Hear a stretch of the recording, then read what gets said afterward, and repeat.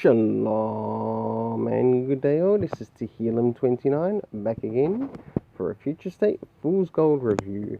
And in today's Future State Fool's Gold review we are going to be covering the Superman Wonder Woman and Cara Zoro Superwoman. As you can see in the currency conversion, this is how much I paid for these comics, and let's see if they're actually worth this amount when I rate the cover, art and story. So time to move on to the Superman Wonder Woman one first. So as we look at this cover, did this cover in any way show or share anything to which we see John riding this particular horse in the story? And no. I wonder why that is. I wonder where this writer's head was at this time, especially when they were giving the script. And this is where I'll now show some of the art of the internal of the story before I give the rating for both, for the cover and the art, as well as how much I think they're worth. Now this is some art at the beginning of the story. I'll now show you some art towards the middle. This is some of the art towards the middle. I'll now move towards the end. Alright, as you can see, this is some of the art towards the end. As I'll now give my rating and how much I think both the cover is worth and what the art is worth. Now for the cover, I gave it 5 out of 10, to which I believe it's worth about $1. So already money is being lost in this. For the art, I gave it 7 out of 10, to which I believe it was worth $1.50. Now let's jump into the story. Okay, moving into the story, some of the locations that we visit here are the Fortress of Solitude, where everything starts. And we also end up making our way towards Metropolis in the end. And that was really interesting. Of course, we had this Superman, who I'm going to call John Syndicate Kent. And of course, Yara Flora. This story was not as good as the first, I'm afraid to say, in any way, shape or form. And the writer really lost me in this one. I didn't enjoy it as much as the first issue, to which I scored the story rating 0 out of 10, to which I believe it's worth $0.00. Time to move on to Cara Zoro Wonder Woman. So now it's time to move on to Cara Zoro Wonder Woman, Superwoman. And let's start off. Let's see what Marguerite Bennett did. Or let's see what she did right. That's the best place to go with this. Did she do right by the cover? Even though she didn't do the art for the cover, did she do right in choice for the cover? You bloody bet she did. In this, I gave the cover 7 out of 10, as it did in fact work with the story. And I really enjoyed it. I really enjoyed what was done here. Especially with the art. The scripting must have been a pain in the bum for this. Because looking at the detail, the same art which was applied in the first one was also applied in the second, or in this second issue. So let's move into the internal art for its rating. Now the cover I gave 7 out of 10, to which I believe it was worth $1.50. Now this is some of the art at the beginning. I'll now find some towards the middle. If it's one thing I really like about this art, and I'm glad that Marguerite Bennett was actually put together with this artist, because it really brings out the femininity of Cara Zor-El in this story, and it's really incredible. Like, you've got lights, or the light here. Yeah, you've got small aspects of dark, but it just really came across as really enjoyable. I think together, Marguerite Bennett with this artist, I'd like to see her on another story with the same artist. Maybe even doing something on like an Elseworlds type story, just to see how this story would actually work in whole. Like, don't get me wrong, I do like what the artist has done here, and it carries over throughout the whole story, and it stays pretty consistent. Now, as we move towards the end of the story, now is the time for me to give my rating for the art, to which I gave it a 6.5 out of 10, to which I believe it was worth $1.35. Now, the previous story with the Superman Wonder Woman got a total of $2.50 overall. Let's see how this changes in regards to this particular story as well. Though I do have a small gripe when I start to cover the story. Alright, moving on to the story, some of the locations that we encounter here is, of course, the moon version of the Fortress of Solitude. The cast is made up of Lanari, who is sort of like the guest character in this, and Cara Zor-El. It did get a bit confusing as to what was happening here. Because it felt like that there was meant to be some sort of conflict between these particular species. But whilst we've got that happening, as I'm looking at what Cara Zor-El has done to the moon, it is exactly no different than her hypocritically having a go at this, what I'm going to call him is John Syndicate Universe Kent, for bottling up Metropolis. If anything, she has bottled up these people on this Fortress of Solitude on the moon. Alright, I'm addressing the character's behavior, not the writer in this. And if she is meant to be a symbol of hope, like for the feminine of the super family, it ain't gonna work. I mean it. It ain't gonna work. I get that there's sort of like free space and that, and of course you've got plenty of glass houses there, but it's still no different overall than Candle being bottled up, the moon having a bottled up location, and Metropolis being bottled up. It just really slipped there.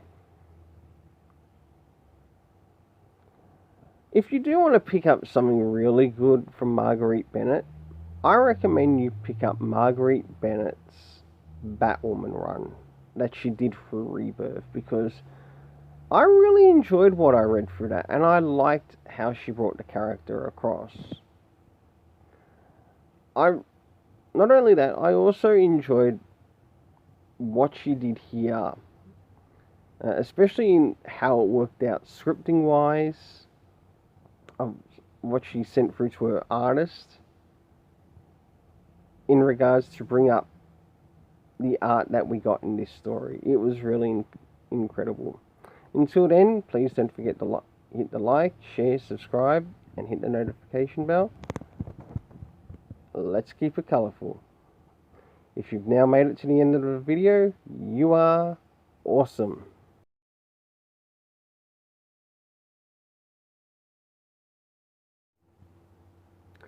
Shalom and good day all, this is Tehillim29 back again for another Future State Fool's Gold review. And as you can see to the far left hand side, I've got how I do my rating for the system, to which I rate the cover, the art and the story, and also how much I think they're worth.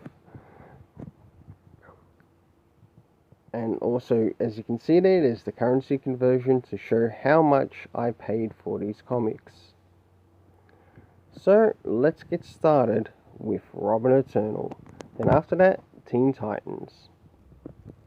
So first things first, starting off with the cover. Did this cover pretty much show what happened, what was happening in the story? Half yes, half no. Whoops. Yep, half yes and half no. To which I gave the cover rating 5 out of 10, to which I believe the story was worth $1. Losing money here, DC, losing money. So let's move into the internal art. Starting off at the beginning, I'll now show you some art towards the middle. Now this is some of the art towards the middle. Now to jump towards the end. The art was fairly consistent in some places, but not in all places. And this is where I gave the art 5 out of 10, to which I believe it was worth another $1. But what about the story? So, when we look to the story, where was this taking place in location? Yes, we understand it's in Gotham, but even though it did take a little bit of reading, it still would have been nice to have it displayed to show where it was taking place. And about the only thing I managed to get out of the story is that it was taking place on a magistrate's convoy. But we don't know which convoy it was. It could have been Convoy 6, Convoy 7, Convoy 8. I don't know. It could be one of 1,000 convoys in Gotham City. In that, it could have been way clearer. And in that, it lost points. I'm sorry to say. But what about the cast of characters? Well, in the cast of characters, we've got Tim Drake, Spoiler, and Darcy, and one of the Peacekeepers being Peacekeeper 13. In that, it was alright, and at least they were clear to tell of who they were. I'll be able to cover another on the topic of the Peacekeepers when I reach another certain story, which will probably be when I reach my Dark Detective run. Or Dark Detective review.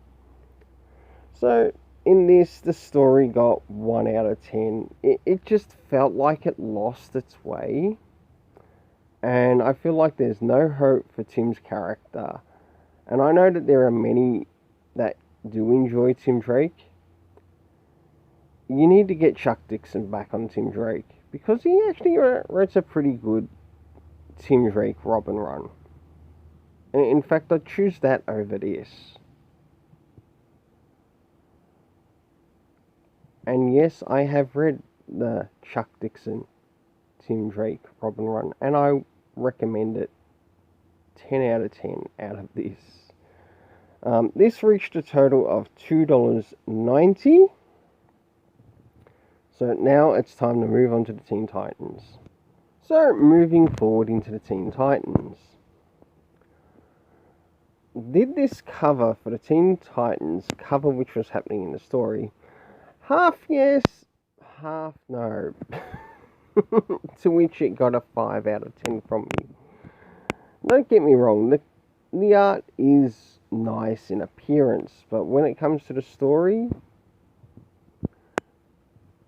it feels like it could have been matched up better, maybe to show a bit of a scene. Like even if you grabbed something towards the end of the story and then put these characters with it, I think it would have made the cover so much better. So, time to move into the internal art before the rating. Well, 5 out of 10 for the rating, and how much I think it's worth? $1.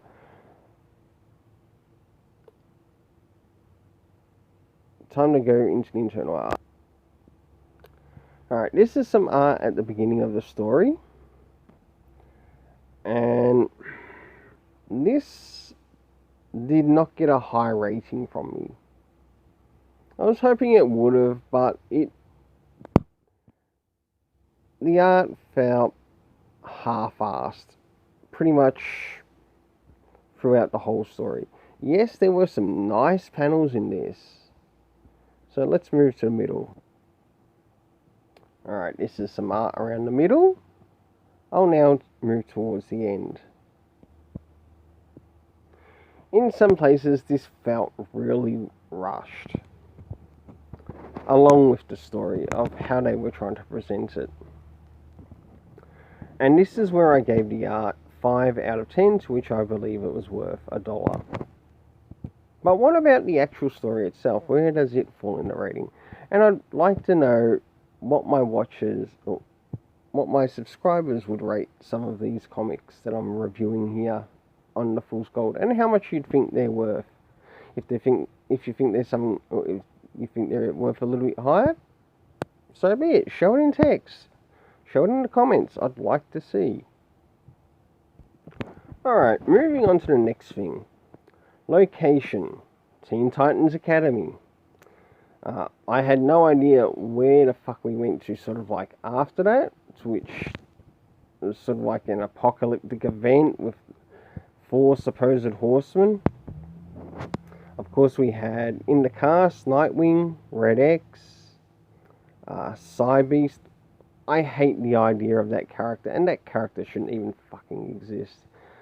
Unless it's in an Elseworlds story. Unless this story is a part of the Elseworlds universe, we don't know. It's not been pointed out by DC. This is terrible storytelling. Like, what universe is this playing out on? I don't fucking know. And they don't want us to fucking care for some reason. Why? Because DC has discontinued continuity. So, how does this rate the story? Or how does this work with the rating of the story?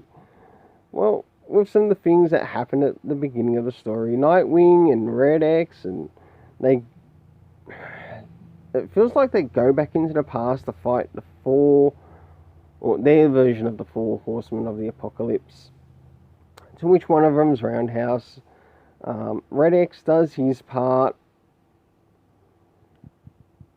At first I thought it might have been Miguel. I know some people suspect it might be Roy Harper. We don't actually know who it is yet. So, until that's shown, and by what I've seen of the solicits, I could be dropping Teen Titans by issue 3. I mean it.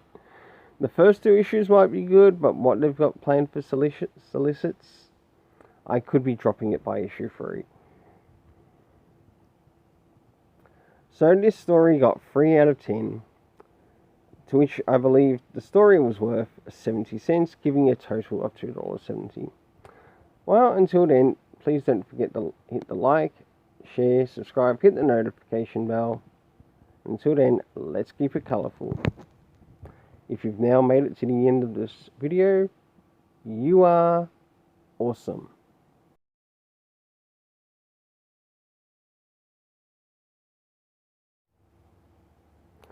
Shalom and good day all, this is Tehillim29 back again for a Fool's Gold review covering DC Comics Future State.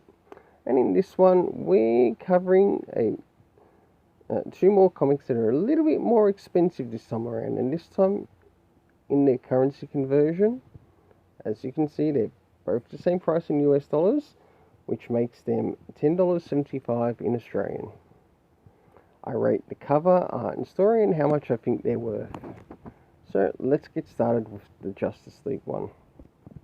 So starting off with the cover, did this cover really work with the story? Not really this time. I didn't feel like it did in any way, shape or form, but it was also nice to sort of see some light put into the subject. To which I gave the cover 4 out of 10, to which I believe it was worth 90 cents. Time to cover some art from the internal story. Alright, this is some art around the beginning of the story. And one good thing I want to point out there is how they actually pointed out one of the locations, which will be addressed later when I review the main part of the story for this first story that's in this. There are 2 stories in this, just to let you know. And I'll now move to some art towards the end of the story. Alright, and this is some of the art at the end of the story. I will give the art this though. It did have some really nice panels and pages, to which I gave the art a 6 out of 10, to which I believe it was worth $1.25. But what about the main story itself? Now with the main story's plot, we of course have, well, the Justice League here, or this future state Justice League, which is made up of John Syndicate Kent, the Far Sector Green Lantern, whoever the fuck she is, don't really know, don't really care. Of course the Batman, and they also go up against the Hyper Clan. And one thing about this story, it sort of felt a little bit too easy from the workout that that they had been infiltrated. It's something that they could have held off until the end of the story, to which I gave the story rating a 4 out of 10. The main location that we sort of got here was actually just the Hall of Justice.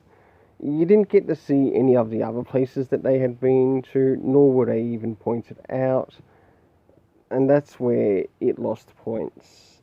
Joshua Williamson, I thought you were better than this. Just saying. Now to move on to the second story, having to do with Justice League Dark. Now this is some art at the beginning of the story. I will show you some art around the middle of the story. Alright, and this is the art around the middle of the story. For the art, I really enjoyed the art in this, and I don't know what Ram V was actually scripting here, or was giving for the artist in the scripting here, but I really enjoyed what was done here, and it came out really well, to which I gave the art for this story a 7 out of 10, to which I believe the story is worth $1.50. But what about the story itself? Alright, in the story we return to the location of Cardboard Town, and one thing I did sort of notice here was, where was Ragman in this? He was in the last issue. Where is he in this issue? Has something happened to him?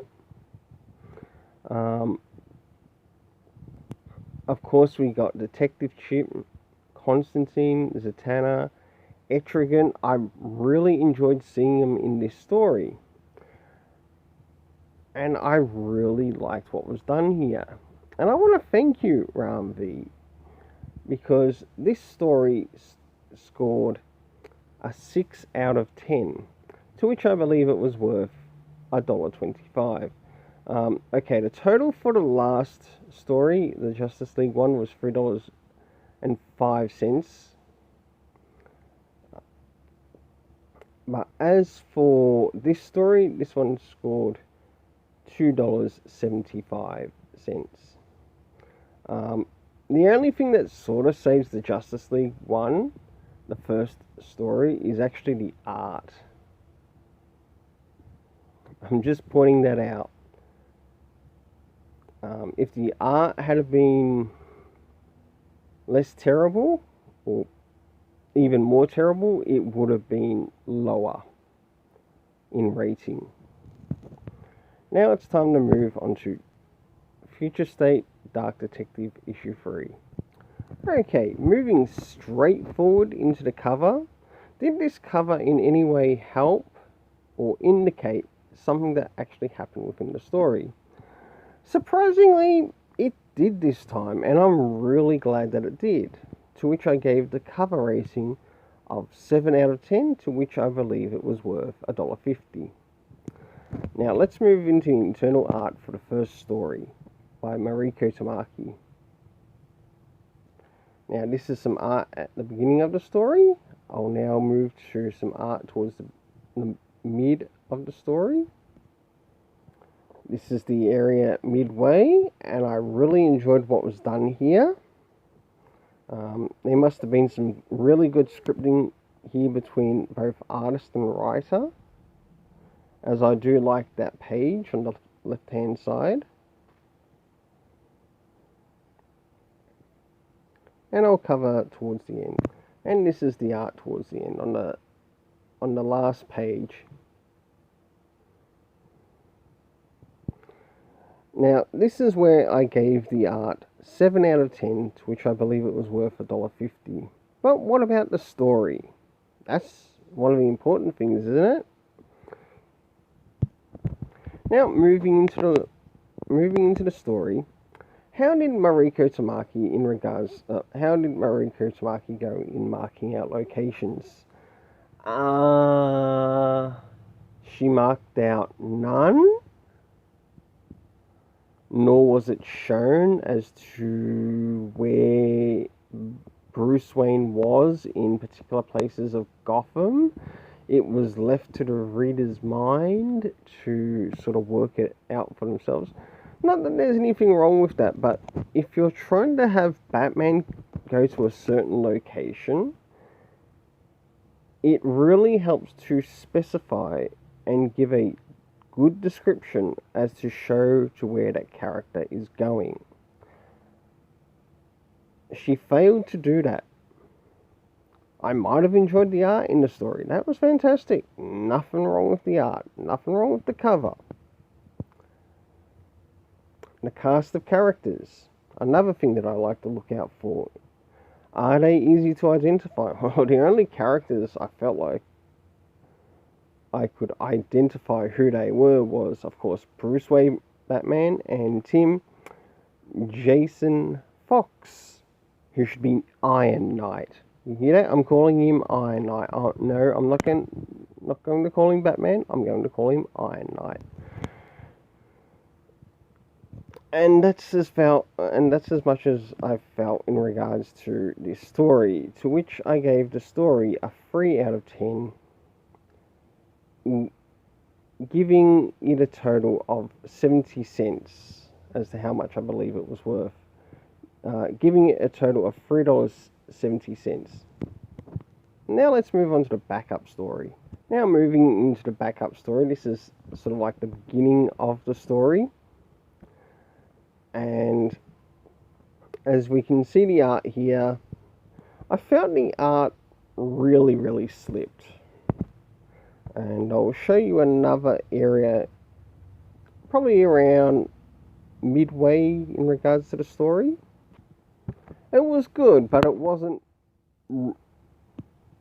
consistent. That's the only way I could point it out. And this is why I gave the art 5 out of 10, to which I believe it was worth $1. But what about the story? Let's move on to the story next. Did we get locations? Yes, apart from us knowing that it's in Gotham, we also got the location of, as you can see there, the Gotham Sewers. So it's really nice that the writer brought this in, because it lets me know where the character's going to. But what about the characters? Who appeared in this? And I've got a bit of a gripe, especially towards one character that they tried to bring in, and I'll point it out with the image as well when I get to it.